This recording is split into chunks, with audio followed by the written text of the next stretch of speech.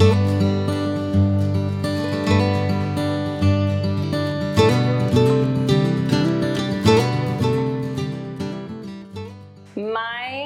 first car, I had to lean with my shoulder on one side and then use the crank to roll it down.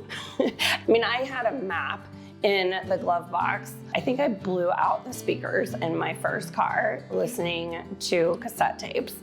And now there's driverless cars.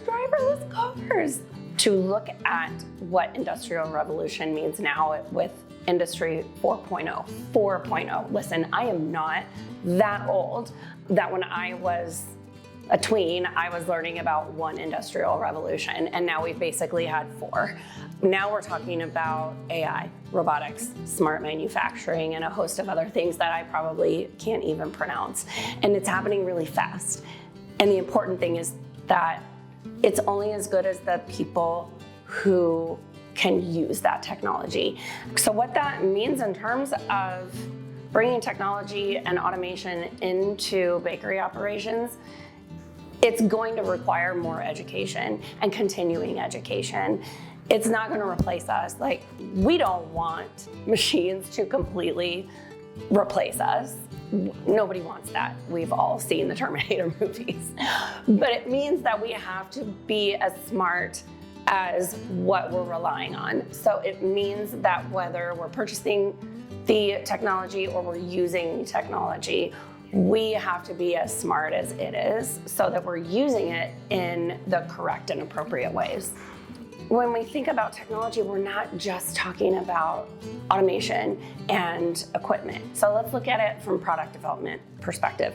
Let's think about science and biology and new ways that are being uncovered that food is impacting women's health specifically, and that the female biology has certain nutritional needs that are different than the male biology. And the cool thing is, often bakers don't need to reformulate to meet those needs. They just need to look at what science is happening outside of the industry and then look at what they're already making and find the opportunities to market their products to serve those needs.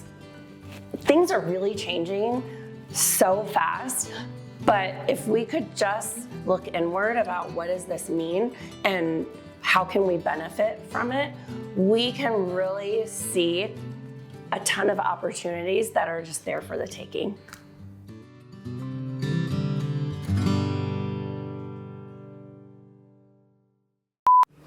Yes, I really did cry when my son drove away for the first time.